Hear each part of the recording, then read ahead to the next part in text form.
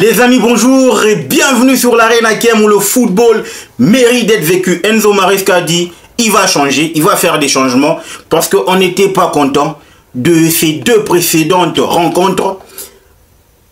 Il s'est raté.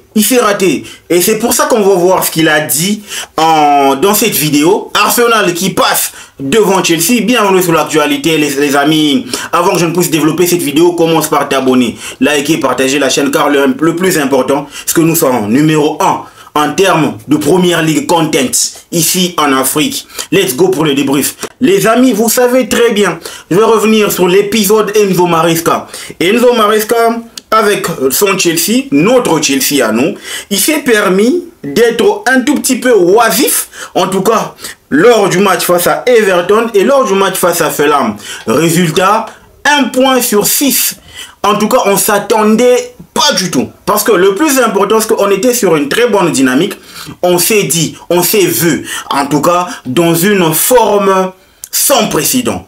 On a appris à vivre sans la défaite. On a appris à goûter à de la victoire. Tu vois, ça nous a requinqué. Ça nous a donné, en tout cas, la sensation que ce Chelsea-là était de retour. Mais il fallait compter sur la naïveté de Enzo Maresca. Pourquoi je dis la naïveté?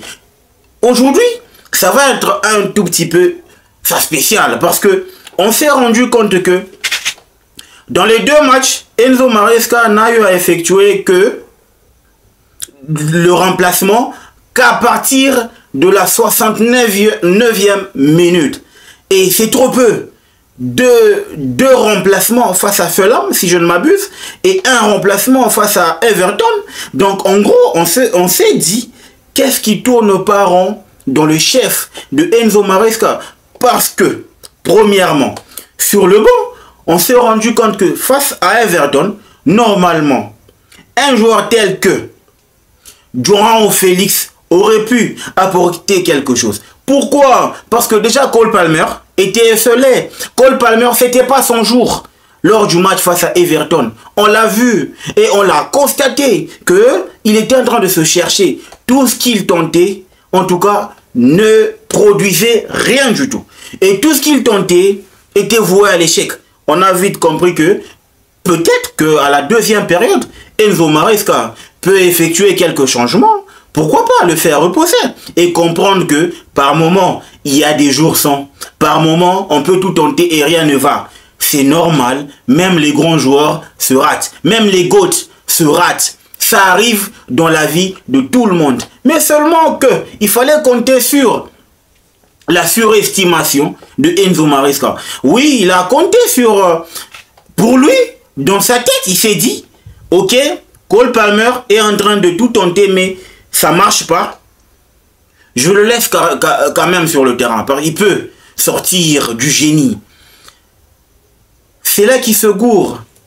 Cole Palmer, c'est vrai que ça commence à devenir un joueur du standing international. Mais dans certains compartiments, Cole Palmer a encore une très bonne marge de progression à faire. Pourquoi? Je m'explique. Vous savez, c'est un gamin, il n'a que 22 ans.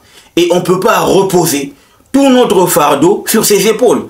Il doit aussi enjoy son football. Il doit apprendre à jouir de son football. D'où, dans certains compartiments, il doit aussi apprendre à jouer pour le collectif. C'est vrai, c'est un héros, etc. C'est ce qui se dit. Mais il doit aussi apprendre à jouer pour le collectif. Quand ça ne tient pas, il doit se dire que là, je me mets au service du collectif pour que nous puissions décompter la chose, décompter la situation et permettre à l'équipe d'aller de l'avant. C'est la première bavure de Enzo Maresca. Ne pas faire de remplacement au bon moment. C'était ça lors du match face à Everton. On revient lors du match face à Fulham. On a vu que les 18 premières minutes, Chelsea, top, maîtrisant, surtout sans sujet. Et on a compris que le Boxing Day était fait pour nous, étant donné que, vu qu'on s'est raté face à Everton, on avait à cœur de pouvoir se reprendre face à Fulham. Surtout que ce dernier n'avait jamais gagné un match depuis plus de 45 ans. Vous voyez la stat, c'est là que ça fait mal. depuis plus de 45 ans. Encore une fois, on se trompe dans la gestion. Cette fois-là, c'est dans la gestion du match. Elle était calamiteuse, la gestion. Résultat, on s'est fait rattraper en toute fin de partie pour se faire taper en toute fin de partie également. C'est là que la bronca a eu lieu parce que les fans, surtout les anglophones et les francophones, ont fait l'amalgame pour fustiger le comportement de Enzo Maresca. Comment se peut-il que tu as en ton sein un effectif de 22 joueurs, mais tu n'arrives pas à utiliser la moitié? Surtout que tu sais que on est en plein Boxing Day, où on aura des matchs à coup près, on aura des matchs, n'est-ce pas, qui ne seront pas cadeaux. Sers-toi de ton effectif pour avoir des résultats. C'est vrai, on ne dit pas que chaque fois que tu vas effectuer des remplacements, on aura à gagner. Non, loin de là. Mais on dit pour rafraîchir un tout petit peu le tempo du match, rafraîchir ton effectif, rafraîchir. Pourquoi pas? L'équilibre dans le match, tu te dois de te servir de ton effectif pour essayer de trouver un équilibre. Paulo, le coach, non, je me trompe, Silva, Silva, voilà, le coach de Fulham a donné une leçon de gestion à Enzo Maresca. Parce qu'il a compris qu'à partir du moment où Iwobi était vraiment aimé, était fatigué, un Rodrigo Muniz pouvait faire quelque chose. Un Ryan Sessegnon pouvait faire quelque chose. Donc tu vois, dans tous les compartiments, il a essayé de rééquilibrer son attaque, apporter un tout petit peu de la fraîcheur. C'est là qu'il a tué Enzo Maresca. Enzo Maresca était dans une confiance absolue. Mais c'est là qu'il s'est gouré. Et il a perdu le match. Voilà. En faisant tout cela, il est reparti pour dire que non, voilà. Il a expliqué que par moment, il n'a pas su recourir à des changements, notamment Madueke, pour des raisons techniques, raison pour laquelle il ne figurait même pas sur le banc. Ok, on a compris. Enzo, João Félix, il a expliqué. Ok, on a compris. Mais aujourd'hui, il a décidé de faire des remplacements parce qu'il a dit clairement que, c'est en anglais, on va essayer de traduire un tout petit peu. Parce qu'on lui a posé une question. Il a dit, nous devons, en tout cas, nous rétablir, to recover, to react and to go again. Ok? On doit d'abord récupérer, réagir et repartir encore une fois. Tu vois? Ça, c'est la phrase qu'il a annoncée pour le match face à Ipswich lundi. Ah, ça va jaser parce que obligatoirement, les fans ou encore le board des fans de Chelsea veulent à tout prix voir Chelsea repartir avec la victoire. Et il dit, we'll see if we make 1, 2 or 3 changes. Now it's a bit early. Il dit, on verra si on va faire, n'est-ce pas, 2 ou 3 changements. Mais pour le moment, c'est encore tôt. On doit être sûr que mais on est sûr qu'on va effectuer quelques changements et rebooster encore de l'énergie. C'est vital à cet instant ou à ce stade de la compétition. Ce qui est sûr, c'est que après un jeu ou encore un match, vous devez y aller encore une fois.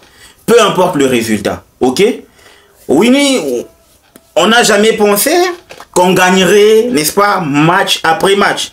On a perdu le 18 août et après 2 mois, n'est-ce pas? Et après 2 mois, on sait que la réalité, c'est pas de perdre une rencontre tous les 2 mois, bien sûr. Ça importe de réagir et d'essayer encore. Ok? Et c'est ce qu'il a dit. Donc, en gros, il va faire des changements. Nous, on en a besoin. Parce qu'on se rend compte que là, on aura beaucoup trop de matchs. On aura beaucoup trop de matchs. C'est important d'utiliser le groupe qui a joué la Conference League là, d'injecter certains joueurs, notamment le gardien. On doit essayer avec Jorgensen. J'ai peur à chaque fois que notre gardien, Robert Sanchez, dégage le ballon. Il n'a toujours pas appris à comment est-ce qu'on dégage un ballon. Ça nous a coûté, en tout cas, les points face à Fulham. Il a mal dégagé et pour résultat, Rodrigo Muniz nous a crucifiés. Voilà, c'était là l'actualité sur Chelsea. On bascule un tout petit peu. Vous le savez, on a perdu, n'est-ce pas, la rencontre face à Fulham. Ce qui a permis à Arsenal de pouvoir repartir, de repasser devant. Donc en 2 matchs, on est passé d'une distance de 4 points à courir derrière la 3e place. Arsenal aujourd'hui, il a un calendrier favorable. Je ne dis pas un calendrier facile, mais au vu de la dynamique que Arsenal est en train d'imposer, surtout en cette période de Boxing Day, en tout cas, moi, ma prière, c'est que Chelsea puisse au moins tenir la cadence pour assurer sa place dans le top 4. C'est tout ce qui m'importe. Peu importe l'issue de ce championnat, je veux voir à la fin le classement final. On est là dans le top 4 et on se dit qu'on va jouer la Champions League. Les gars, c'est ennuyeux de regarder la Champions League sans Chelsea. C'est ennuyeux, on n'est pas habitué. On n'est pas habitué. La dernière fois que moi, j'ai vu que Chelsea n'était pas en Champions League, c'était lors de la saison 2015-2016. Sous Mourinho, on avait fini 10e. Et ça lui a coûté la peau ce jour-là. Donc les amis, dites-moi ce que vous en pensez en commentaire. Est-ce que vous aimeriez aussi voir certains changements lors du match face à Ipswich? Parce que c'est important, c'est une évidence. Et dites-moi ce que vous en pensez en commentaire. N'oubliez pas de vous abonner, de liker et de partager la chaîne. On se capte au prochain numéro. Le football mérite d'être vécu. Ciao!